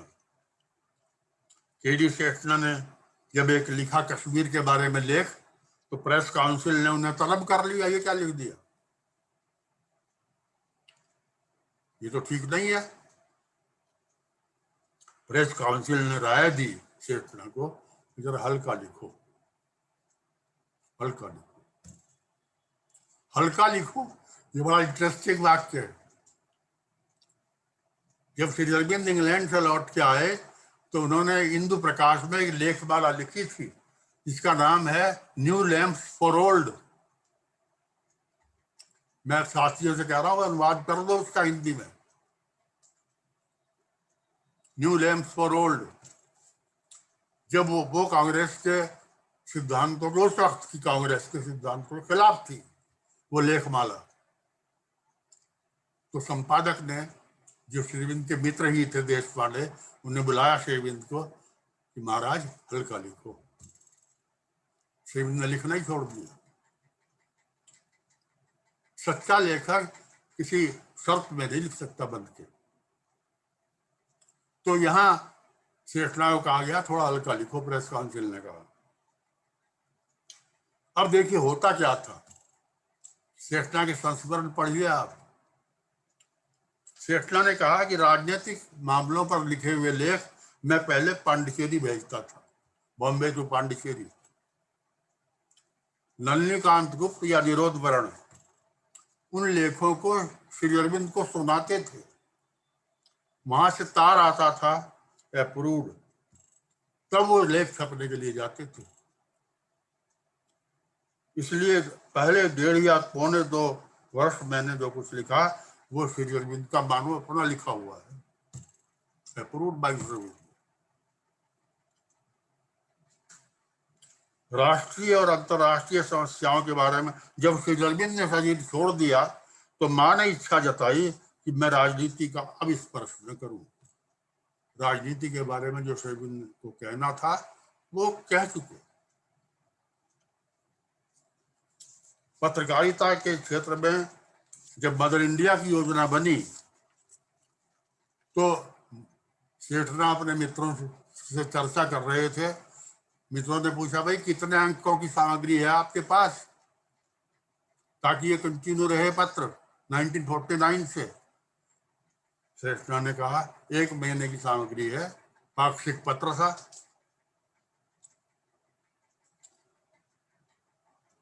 बड़ा निराश किया दोस्तों ने, तो पागल हो गए, जब तक 6 महीने की सामग्री एडवांस में तैयार न हो तब तक ये नहीं चलेगा तुम्हारा खत, ये पत्र मदर इंडिया। वो उन्होंने मदर से पूछा, मदर से कहा कि क्या करूं, सामग्री तो इतनी सी है। मदर ने कहा stick to the date, live on faith. जिस तारीख में निकलनी है उसमें निकालो और अपने विश्वास को दृढ़ रखो। ये है मदर इंडिया। आप में से बहुतों को मालूम होगा मदर इंडिया का प्रकाशन अब भी हो रहा है। यही ऐसी पत्रिका है जो अब तक चल रही है। बहुत एडवेंट बंद हो गया भाई, श्री अरविंद एनुअल बंद हो गया, हमारे हिंदी में परोदा बंद हो गया, पत्रिकाएं तो बंद होती चली गई, मदर इंडिया चल रही है। किसी ने कहा श्री अरविंद से कि मदर इंडिया में जो लिखा जाता है उसमें बहुत सी चीजों की आलोचना होती है। ये आलोचना जब श्री अरविंद तक पहुंची तो उन्होंने क्या कहा श्री अरविंद ने मदर इंडिया के बारे में? उन्होंने कहा जो लोग आलोचना करते हैं वो ये नहीं जानते कि मदर इंडिया मेरा पत्र है। does not he know that mother India is my paper? देखिए आप मदर इंडिया के अंकों को। खैर, ये छोटी सी कहानी, लंबी कहानी को छोटा करके मैंने बताया। इतनी सामग्री है, लगातार अगर पूरे दिन चलती रहे ये वार्ता समाप्त नहीं होगी। लेकिन मैं अंत करूंगा एक बड़ी इंटरेस्टिंग चीज से, जो श्री अरविंद के पत्रकारिता के आदर्श को हमारी खोपड़ी में भर देगी। क्या थे श्री अरविंद? श्री अरविंद के बताता चलूं, जब चंद्रनगर गए श्री अरविंद कलकत्ता से, तो वो ठहरे मोतीलाल राय के यहाँ। मोतीलाल राय, आप लोग कभी मौका लगे, जो लोग कहते हैं श्री अरविंद समझ में नहीं आते,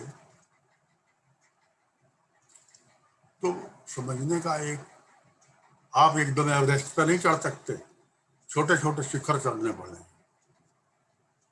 मोतीलाल राय को श्री अरविंद ने 26 पत्र लिखे थे। वो पत्र उनके कंप्लीट वर्क्स में हैं। क्या कमाल के पत्र हैं। एक पत्र में मोतीलाल राय ने श्री अरविंद से कहा कि मैं एक पत्र निकालना चाहता हूं, उसका नाम क्या हो ये सुझाएं। श्री अरविंद ने नाम सुझाया स्टैंडर्ड बियरर। स्टैंडर्ड माने ध्वजा, बियरर माने वाहक। स्टैंडर्ड बियरर का अर्थ है ध्वजा वाहक। ये उस पत्र का नाम रखा। मोतीलाल राय ने पूछा, एडिटर कौन हो? क्या बात, इसी से समाप्त करूंगा। श्री अरविंद ने क्या उत्तर दिया, देखिए तो सही। श्री अरविंद ने एक वाक्य लिखा, why any editor, let the शक्ति हरसेल्फ बी द एडिटर। क्या जरूरत है एडिटर की? शक्ति को स्वयं एडिटर होने दो। श्री अरविंद की सारी पत्रकारिता निरंतर कार्यरत शक्ति द्वारा संचालित महायोगी की पत्रकारिता है। इससे अधिक क्या कहूं। धन्यवाद।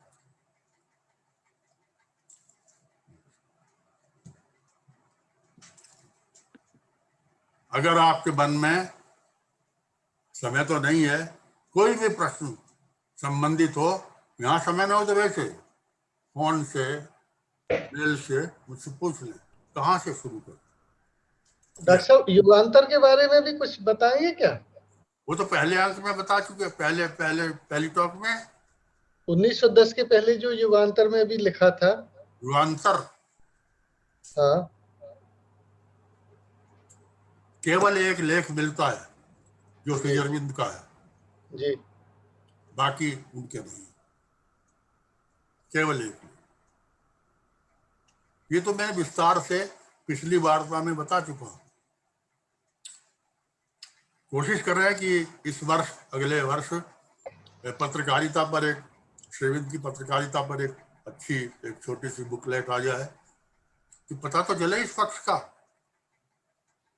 और कोई प्रश्न ऐसा हो, कहाँ से कैसे पढ़ें, बड़ी उलझन है ये उलझन। अब हम तो उस पीढ़ी में चले गए, उलझनों से बतरे उलझ लिए, लेकिन जो नहीं, हमारी पीढ़ी जो नहीं आ रही है, उसे हम कैसे गाइड शब्द का इस्तेमाल नहीं कर रहा हूँ, कैसे दिशा निर्देश दें, कहाँ से शुरू करें, कहाँ से पढ़ें, और कहाँ से पढ़ें इससे महत्वपूर्ण है कि ये चीजें उपलब्ध कहाँ होंगी, हमारे केंद्रों हाँ की। भैया, ये सबसे बड़ा प्रश्न है कि उपलब्ध कहाँ से होंगी। उपलब्ध कहाँ होंगी। अब देखिए, आप बड़ी इंपॉर्टेंट बात बता दूं, क्योंकि आप पूछ रही हैं। अदिति का प्रकाशन दिल्ली से शुरू हुआ था और इसका पहला अंक हाँ, मुझे मालूम है ये बात। फरवरी 1947 में निकला था। आचार्य अच्छा। ने निकाला था। और अदिति की फाइल आपकी नहीं है। हम इन चीजों का, पर अदिति का वो पहला अंक है आपके पास? मेरे पास सब कुछ है, वो तो है, पहला नहीं, दूसरा तीसरा सब है। लेकिन वो दूसरी बात, मैं एक बात कह रहा हूँ, इन चीजों को संभाल के रखिए, ये नहीं आएंगी हाथ फिर। बिल्कुल। ढूंढते रह जाएंगे। मैंने तो मनोज जी से कहा था, बैठते हैं यहाँ, मैंने कहा भाई कर्म योगी की फाइल वहां है सप्रे पुस्तकालय में, उसकी फोटो बिल्कुल स्टेट करा लो, नहीं मिलेगी कहाँ कोई। पे? जी। इन चीजों का महत्व तो नहीं समझ रहे हैं हम। जी जब जरूरत पड़ती है तब समझ में आता है। और कोई और अनिल जी अब क्या बताइए। बहुत सुंदर वार्ता, बस जैसे हरि अनंत हरि कथा अनंता जैसा है। ये तो और अनंत है, कि वाकई अनंत कथा है। भाग 3 भी इसका होना चाहिए सर। जी बिल्कुल सही कहा। मैं तो कागज कलम लेके बैठी हूँ और ऐसा ही लग रहा है कि बस लिखते जाओ और सुनते जाओ। हमारे जी मैं कुछ कहूँ? ये माननीय वीपी गोयल जी अपने विचार दे रहे हैं। हाँ हाँ बोल। मैं ब्रज की एक बहुत पुरातन संस्था ब्रज कला केंद्र का से बहुत जुड़ा हुआ हूँ। हाँ वहाँ मेरा संपर्क बड़े बड़े कवि, साहित्यकार और विद्वानों से पड़ता है। तो जब उनकी वार्ता होती है तो मैं यही कहता हूँ कि ये कुआं है ज्ञान के, इसमें बाल्टी डालो तो निकलेगा। आप कितने बढ़िया प्रश्न करते हैं तब इनकी विद्वत्ता आपको प्राप्त होगी। लेकिन यहाँ इस मंच पर त्यागी जी की वार्ता सुनकर तो ऐसा लगता है कि ये स्रोत है, इसमें बाल्टी डालने की जरूरत नहीं है। ये तो स्रोत उद्गम है, निकलता चला जा रहा है, जो प्रभावित हो रहा है। हमको रोकना पड़ता है कि बहुत प्राप्त हो गया फिर बाद में प्राप्त करेंगे। तो मेरा बहुत बहुत नमन। और त्यागी जी तो उन बहुमूल्य रत्नों में से है कि जिनको संभाल करके किताबों को बाद में संभालिए, पहले त्यागी जी को संवार करके रखने की जरूरत है। मानव प्रभु संभाल त्यागी सकता है। जी ये प्रार्थना है। मैं यहाँ बता दूं कि परम पूज्य हमारे भाई साहब माननीय त्यागी जी हम सब के हिंदी क्षेत्र के प्रेरणा स्रोत हैं और हिंदी क्षेत्रीय समिति की स्थापना ही उनके सत्प्रयासों से हुई है और सदैव वे हमारे प्रेरक हैं।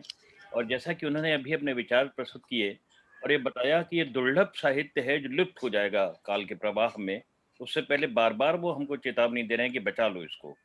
तो पिछली बार जब शेरविन सोसाइटी हिंदी क्षेत्रीय समिति की बैठक हुई थी, तब उसके समय वर्तमान सचिव श्री अरुण व्यास जी ने बताया था कि माननीय त्यागी जी की प्रेरणा से हम सब लोग ये प्रयास कर रहे हैं कि नोएडा के अंदर आर्काइव जैसा स्थापित हो जाए जहां पर इस तरह की पुस्तकें एकत्रित हो सकें।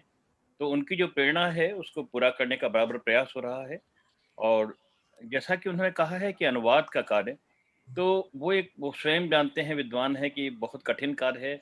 शब्दानुवाद, भावानुवाद और चेतना के उस स्तर पर जाके अनुवाद करना श्री अरविंद के साहित्य का, तो उसके लिए जब बहुत, जैसा कि उन्होंने कहा, पहली चीज प्रमुख कही प्रामाणिकता, सबसे महत्वपूर्ण बात है प्रामाणिकता। तो वो सब देखते हुए हम लोग निश्चित रूप से प्रयास करेंगे, क्योंकि वो हमारे प्रेरक हैं। उनका एक एक शब्द हमारे लिए आशीर्वाद है कि हम किस तरह से एक स्तरीय और प्रामाणिक सामग्री और प्रामाणिक अनुवाद प्रस्तुत कर सकें। मैं, हमारे बीच में मनोज भैया हैं, मैं उनसे सादर अनुरोध करूंगा कि वो हमारे अग्रज, हमारे पूज्य माननीय त्यागी जी के प्रति अपना धन्यवाद दें और उसके साथ साथ जो आगामी वार्ता होगी उसके बारे में हमें बताने की कृपा करें। पूज्य भाई साहब त्यागी जी, डॉक्टर त्यागी जी के चरणों में अनुरोध है कि इसका भाग 3 भी वो अवश्य सुनाने का। बिल्कुल हम लोग ध्यानमग्न होकर के इतना आनंद आ रहा था कि वार्ता चलती रही है। और ये जो कुछ ज्ञान है वो इतना दुर्लभ है, कितना अनुसंधान, कितना अध्ययन होगा इसके पीछे, ये एक एक वाक्य से समझा जा सकता है, जो रचना एक एक वाक्य का विन्यास होता है। माननीय मनोज भैया। मैं श्री अरविंद सोसाइटी हिंदी क्षेत्र की तरफ से आदरणीय डॉक्टर सुरेश चंद्र त्यागी जी का बहुत आभार व्यक्त करता हूं। वो जब बोलते हैं तो सच में अनिल भैया ठीक ही बोल रहे हैं कि ऐसा लगता है कि सुनते ही रहें। समय की अपनी मर्यादा है, अपनी सीमा है। मेरे उनसे 2 प्रार्थनाएं हैं। यदि इसमें उनकी अनुमति मिलेगी, सहमति मिलेगी, तो हम लोग उसमें आगे प्लान बना सकते हैं। एक तो श्री अरविंद के जो व्यक्तित्व है, दिव्य व्यक्तित्व है, उसके कुछ अनछुए पक्ष हैं जो सामने नहीं आ सके पुस्तकों में भी, लेकिन डॉक्टर साहब स्वयं अपनी विभिन्न वार्ताओं में और व्यक्तिगत रूप से हम लोग जो उनसे मिले हैं कई बार, तो श्री अरविंद के व्यक्तित्व के कुछ ऐसे अनछुए पक्ष हैं, कुछ ऐसी बातचीत है, कुछ ऐसे संस्मरण हैं, तो वो कभी उनसे सुनने की बहुत अभिप्सा है। और दूसरा, श्री अरविंद के जो दर्शन है, उस यात्रा के जो कुछ ऐसे पथिक रहे हैं जिनमें से कुछ महान योगियों के नाम डॉक्टर साहब ने अभी लिए, नलिनी का, पुरानी जी का, चंपक दादा जी का, और व्यक्तिगत रूप से मैं जिन लोगों के विषय में जानना सुनना चाहता हूँ उसमें आचार्य अभयदेव जी हैं। कितने नाम लूं, सुनने के लिए बैठेंगे तो समय कम पड़ जाएगा, लेकिन वो जब समय देंगे तो हम लोग जरूर इस पे बात करेंगे। और जैसे एक बार उन्होंने बताया था कि foundation of Indian culture Shri Arvind ने ना लिखा होता, अगर किसी ने इज इंडिया सिविलाइज्ड ना लिखा होता, तो चैडविक जी की बात उन्होंने बताई थी कि उनका बहुत बड़ा योगदान है कि उसकी वजह से हमको फाउंडेशन ऑफ इंडियन कल्चर जैसा ग्रंथ मिला। तो ये जो ऐसे व्यक्तित्व हुए जो श्री अरविंद दर्शन के पथिक हैं, अपने आप में वे एक महान योगी है। जब मैंने पीएचडी करने के लिए तैयारी की, मेरे सिनॉप्सिस वगैरह सब पास हुए और मैं पौंडीचेरी गया, तो उस समय जोश जोश में वहां पे गए, बात की, तो श्री अरविंद के ऊपर रिसर्च करनी है ऐसी चर्चा हुई। तो बहुत सारे लोग ऐसे मिले जिनसे मिलने के बाद मुझे ऐसा लगा कि इनके जीवन के ऊपर ही रिसर्च हो सकती है। प्रभु के ऊपर तो रिसर्च एक प्रयास है, उस बहाने कम से कम हम उनकी चेतना में रहने का प्रयास करते हैं। लेकिन ऐसे अनेक महान योगी उनके साथ, एक अवतार के साथ जो एक पूरी गैलेक्सी आती है, जिसको स्वयं श्री अरविंद ने अवतारवाद की जब धारणा को स्पष्ट किया, तो उसमें भी लिखते हैं कि अवतार के साथ साथ उनके जन्म के ठीक पहले और उनके जन्म के बाद एक पूरी की पूरी, समझ लीजिए, एक इस तरह की मंडली आती है जो वो सारा का सारा जो भगवान का रचाया हुआ वो रहता है, प्लान उसको क्रियान्वित करते हैं। तो उनमें से डॉक्टर साहब जब समय देंगे तो उनमें से कुछ प्रेरक व्यक्तित्वों के विषय में हम जरूर सुनना चाहेंगे, उसकी पृथक, क्योंकि अब जो अगस्त से हम एक नए वर्ष में जो प्रवेश करेंगे वो प्रभु के जन्म का 150वां वर्ष होगा, तो उसमें पृथक से हम कुछ ऐसे स्पेशल एपिसोड्स कर सकते हैं, या इसी वार्तामाला के कुछ अंक उसके लिए रिजर्व कर सकते हैं। वो मैं व्यक्तिगत रूप से उनसे निवेदन करके बात कर लूंगा, पर ये हम सबकी सामूहिक अभिप्सा है कि कुछ प्रेरक व्यक्तित्वों के बारे में और श्री अरविंद के जीवन के कुछ अनछुए पक्ष, जैसे मोतीलाल जी के साथ जो उनका एक विशेष रिश्ता है। डॉक्टर साहब एक बार बता रहे थे, वो सुनते सुनते जो है हम लोग भावुक हो जाते हैं कि श्री अरविंद ने किस अवस्था में अपने प्रारंभिक दिन वहां पौंडीचेरी में बिताए हैं, और फिर भी उसकी ओर वो बहुत ही सहजता से और बहुत ही एक साधारण उससे बताते हैं। तो ये सब चीजें ऐसी हैं जो हम सबके लिए जानने लायक तो है ही, एक प्रेरणादायी भी है कि इस तरह से जब भगवान आते हैं तो कैसे अपना जीवन बिताते हैं। तो मैं बहुत समय नहीं लूंगा, बस सबकी तरफ से धन्यवाद करूंगा, आपको नमन करता हूं और ये प्रार्थना करता हूं कि इस तरह जो है आप समय, जो हमने ये दो बिंदु के ऊपर अभिप्सा व्यक्त की है, श्री अरविंद के जीवन के जो अनछुए कुछ पक्ष हैं जिनकी चर्चाएं नहीं हुई, और दूसरा ऐसे प्रेरक व्यक्तित्व जो इस योग पथ पर हुए, जिनके विषय में आप तो बहुत ही अच्छे से हम लोगों को बताते हैं व्यक्तिगत रूप से भी, तो उसके लिए समय निकालेंगे तो हम लोग उसको प्लान कर सकते हैं। अगले रविवार को जो हमारी वार्ता होने वाली है, दिल्ली आश्रम की तरफ से उसका आयोजन होगा, तो उसके विषय में मैं प्रार्थना करूंगा कि अपर्णा दीदी उसके विषय में बताएंगी। हिंदी क्षेत्रीय समिति की जो वार्ता ठीक उसके अगले रविवार को होगी, वो उसके विषय में हम समय आने पर संदेश के द्वारा आप लोगों तक पहुंचा देंगे। एक दो लोगों से उसकी चर्चा चल रही है, पर वो एक नया डायमेंशन होगा और फिर उसके विषय में हम लोग चर्चा करेंगे। तो मैं इतना कह के अपनी वाणी को विराम देता हूँ। अपर्णा दीदी अगले रविवार की वार्ता के विषय में आपको सूचना देंगी। अपर्णा दीदी आमंत्रित तो हैं। नमस्कार अनिल भाई। जी अपर्णा दीदी आमंत्रित हैं, आप आइए। हाँ, अब हम लोगों ने ये तय किया है अगले रविवार सिद्धि दिवस पे बात करेंगे और मैं ही बोलूंगी।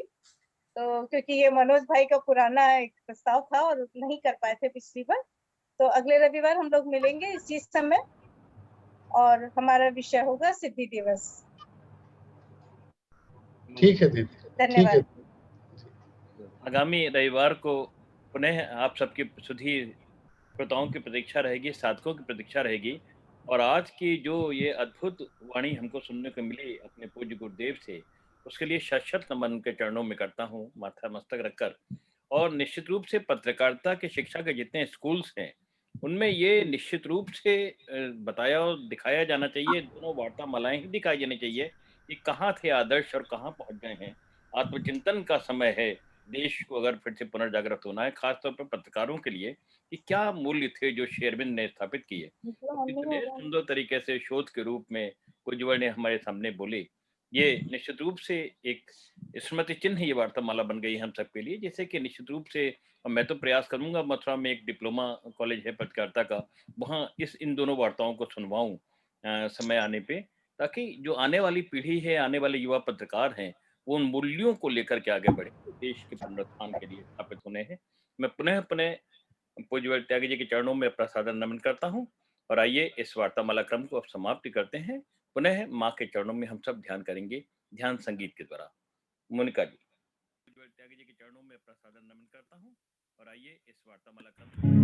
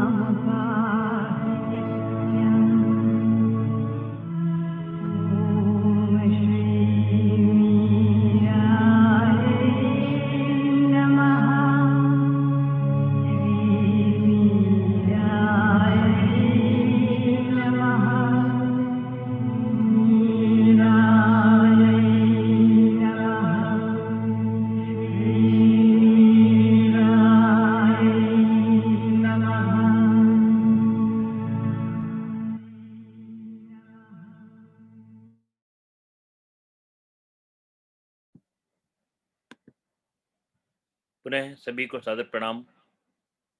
आगामी रविवार को प्रतीक्षा रहेगी। पुनः कृतज्ञता श्रद्धेय पूज्यवर गुरुवर त्यागी जी के चरणों में। धन्यवाद।